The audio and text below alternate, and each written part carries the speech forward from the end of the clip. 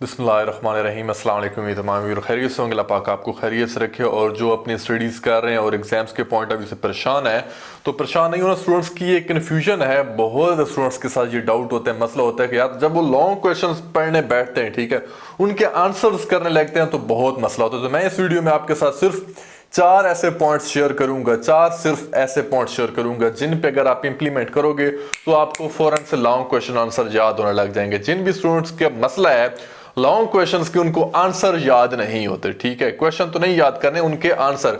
अब मैं आपको बताता हूं कि कैसे कैसे आपने लॉन्ग क्वेश्चंस को आंसर उनके याद करने, ठीक है। सबसे पहले तो हम कैटेगराइज करते हैं, जो भी आपका लॉन्ग क्वेश्चन होता है उसके आंसर दो टाइप्स के होते हैं।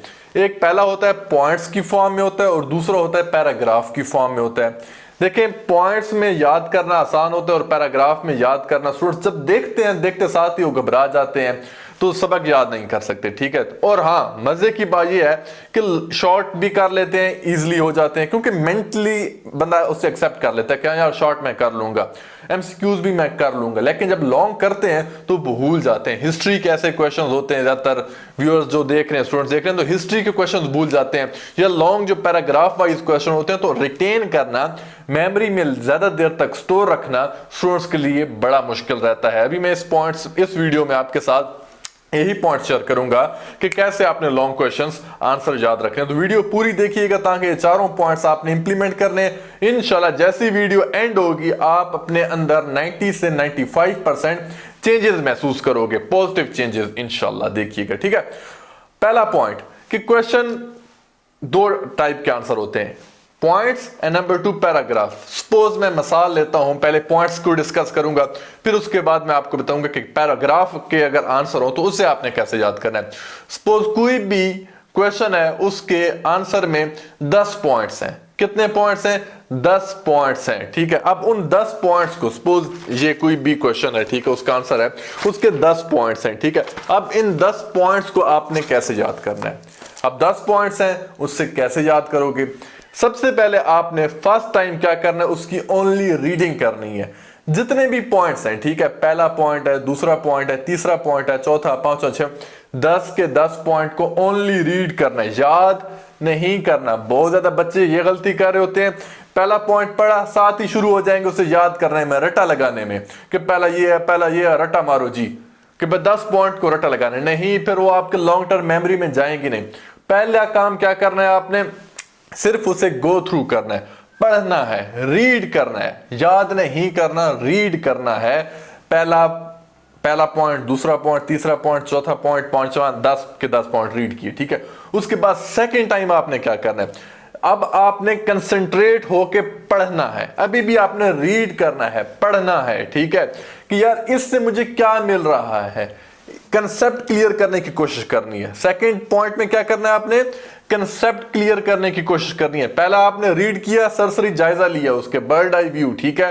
नंबर 2 आपने क्या करना है कि कंसेप्ट क्लियर करने हैं कि ये जो लाइन लिखी हुई है कहना क्या चाह रहा है, मकसद क्या है।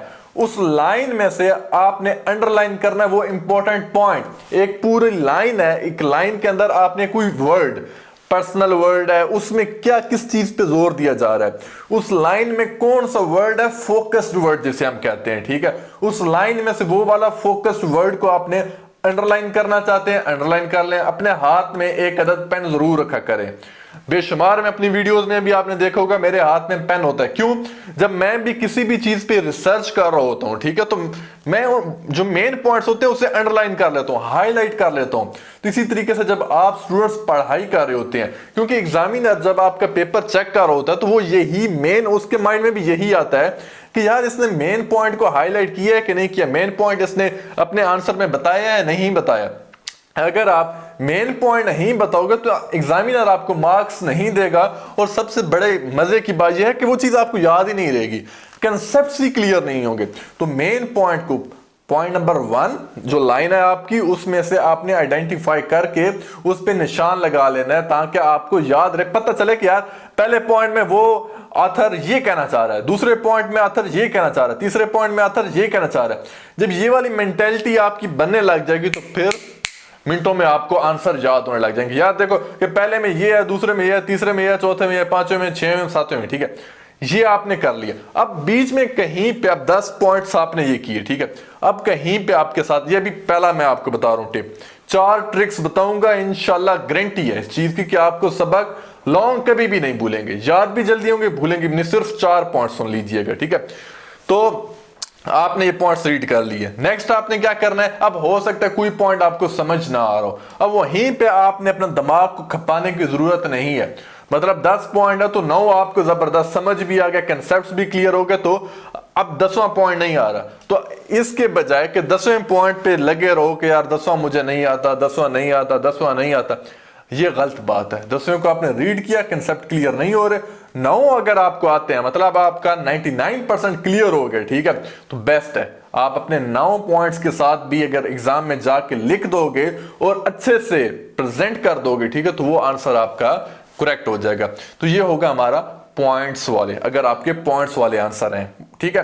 नंबर 2, अगर आपका है पैराग्राफ की फॉर्म में कोई भी आपका आंसर है और वो पैराग्राफ की फॉर्म में उसका आंसर है, ठीक है, लंबा पैराग्राफ है, ठीक है। अब स्टूडेंट्स क्या करते हैं, जब पैराग्राफ देखते हैं तो यार बाबा जी ये इतना बड़ा पैराग्राफ कौन करेगा, ठीक है, बड़ा मुश्किल बन जाता है स्टूडेंट्स के लिए, वो देखते साथ ही घबरा जाते हैं, ठीक है। तो सबसे पहले तो आपने घबराना नहीं है, ठीक है। जब आप घबरा जाओगे, ठीक है, तो उससे क्या मसला बनेगा, क्या आप याद नहीं कर सकोगे। पहले अपने माइंड को रिलैक्स करना है, ठीक है, all is well, all is well, all is well आप कहो एक दफा, जबरदस्त हो जाए। कैसे, अब आपने आगे कैसे चलना है, अब देखें, पैराग्राफ है ना, उससे स्टोरी फॉर्म में बनाना है आपने। पैराग्राफ है उसको स्टोरी फॉर्म में बनाना है, ठीक है, कि ये पैराग्राफ है, इसमें ऑथर ये कहना चाह रहा है। Paragraph, first paragraph, second paragraph, third paragraph अपने माइंड में बनाने हैं स्केच, ठीक है। अगर वहां पे उन्होंने ये मतलब सेपरेशन नहीं दी हुई, आंसर में सेपरेशन सपोज नहीं है पैराग्राफ की, ठीक है, तो आपने अपने माइंड में या पॉइंट्स उसे बना लो, ठीक है, पॉइंट्स बना लो उसको, या उसको स्केच टाइप में उसे ब्रेक डाउन कर दो। अब स्केच टाइप में ब्रेक डाउन कर दो, इसका क्या मतलब है, स्केच टाइप में ब्रेक डाउन का मतलब है कि जो आपने पैराग्राफ सपोज के एक 20 लाइंस का एक पैराग्राफ है, सपोज इतना बड़े होते नहीं है लेकिन मैं मिसाल दे रहा हूं, ठीक है, तो आपने क्या करना, अपने माइंड में उसे 5-5 लाइंस में ना डिवाइड कर देना है, 5-5 लाइंस में उसको डिवाइड कर देना, तो आपके मतलब तकरीबन 4 बन जाएंगे, ठीक है। तो उन 4 को याद करना आपके लिए आसान होगा। अब कैसे आपने करना है, हेडिंग्स बना लेनी है, बहुत इंपॉर्टेंट पॉइंट है, उस पैराग्राफ में से ना आपने क्या बना लेनी है, हेडिंग्स बना लेनी है। जब आप उसकी हेडिंग्स बना लोगे ना, कि पहले पैराग्राफ की मेन ये हेडिंग है, फिर फर्दर सब हेडिंग ये है, फिर मेन हेडिंग ये है, फर्दर सब हेडिंग ये है, तो उससे आपको वो पैराग्राफ बड़ी आसानी से याद हो जाएगा। पॉइंट्स की बात कर ली हमने, पैराग्राफ की हमने बात कर ली है लिखानी। अब मैं आता हूं नंबर 2 इंपॉर्टेंट पॉइंट पे, ये वाला तो यकीन माने आपको बहुत हेल्प करेगा, ठीक है। अभी मैं आपको मिसाल भी देता हूं। अभी आप ये चैनल देख रहे हैं, BCPM साइंस चैनल, ठीक है, BCPM साइंस चैनल, इसका क्या मतलब है, कोई भी आंसर हो, ठीक है, तो BCPM साइंस का क्या मतलब है, B for bio, C for chemistry, BCPM, P for physics, M for mathematics, ठीक है। तो BCPM साइंस, ठीक है, बायो, केमिस्ट्री, फिजिक्स, मैथ। अब मैंने क्या बनाया, इस चैनल की एब्रीविएशन बना ली। तो इसी तरीके से जब आप लॉन्ग क्वेश्चंस पढ़ रहे होते हो, ठीक है, या कोई पॉइंट्स आपके सामने है, कोई बहुत ही मुश्किल पॉइंट आ गया, केमिस्ट्री का है, कोई भी फिजिक्स है, कोई भी आपका सब्जेक्ट है, ठीक है, तो आपने क्या करना है, उसकी एब्रीविएशंस बनानी है, जैसे मैंने बनाई हुई है BCPM science, bio, chemistry, physics, math और साइंस में मतलब साइंस के बाकी जितने भी सब्जेक्ट्स हैं। तो इस तरीके से आपने अपने उस पैराग्राफ को लेकर चलना है, ठीक हो गया। अब मैं आपको बताता हूं नंबर 3 रूल, ठीक है, तीसरा रूल कि आपको लॉन्ग क्वेश्चन आंसर जल्दी कैसे याद होंगे। उससे पहले यार, अगर वीडियो लाइक नहीं की तो प्लीज वीडियो को लाइक जरूर करें, हो सके तो अच्छा सा कमेंट भी करें ताकि मुझे भी खुशी होगी, और इंशाल्लाह मैं नेक्स्ट भी ऐसी वीडियोस आपके लिए लेके आऊंगा, तो वीडियो को जरूर लाइक कीजिएगा, ठीक है, हेल्पफुल होगी तो सब्सक्राइब करने के साथ शेयर भी जरूर कीजिएगा, बाकियों का भी फायदा होगा। तीसरे पॉइंट पे आते हैं। जब आपने ये पहला पॉइंट कर लिया, दूसरा कर लिया, तीसरा है समरी नोट्स। समरी कि जो आप लॉन्ग क्वेश्चन पढ़ रहे हो, लॉन्ग आंसर कर रहे हो, ठीक है, तो उसकी समरी बनानी है आपने। बहुत ज्यादा बच्चे ये गलती कर रहे होते हैं। जब वो समरी नोट्स क्या है, पहले तो ये आपको पता होना चाहिए समरी नोट्स ब्ला क्या है, ठीक है। समरी नोट से ये मुराद है कि जो आप आंसर पढ़ रहे हो, ठीक है, जो आप हाईलाइट कर रहे हो, मैंने आपको बताया कि पहला पॉइंट, दूसरा पॉइंट, तीसरा पॉइंट, उनको आपने समरी की फॉर्म में एक समरी नोट में लिख लेना है। वन टाइम आपने लिखना जरूर है। अब लिखने का क्या फायदा है, ये जो मैं तीसरा पॉइंट आपको बता रहा हूं, आपकी मैं न्यूरो साइंसेस के पॉइंट ऑफ व्यू से बता रहा हूं, न्यूरोलॉजी के पॉइंट ऑफ व्यू से बता रहा हूं, मेडिकल साइंस क्या कहती है इस पॉइंट ऑफ व्यू से। देखें, ह्यूमन बीइंग में सेंसेस हैं, ठीक है। जब आप कोई भी चीज पढ़ रहे होते हो तो कोशिश किया करो एक तो लाउडली पढ़ा करो। क्यों लाउडली पढ़ा करो? जब आप लाउडली पढ़ रहे होते हो, ठीक है, तो इसमें आपके रिसेप्टर्स काफी ओपन होते हैं ब्रेन के। क्यों? जब आप पढ़ रहे हो, ऊंचा ऊंचा पढ़ रहे हो, तो वही आपका जो एक तो पढ़ रहे हो आवाज वाला सेंस, ठीक है, दूसरी वही साउंड वेव्स आपके कान में आ रही हैं।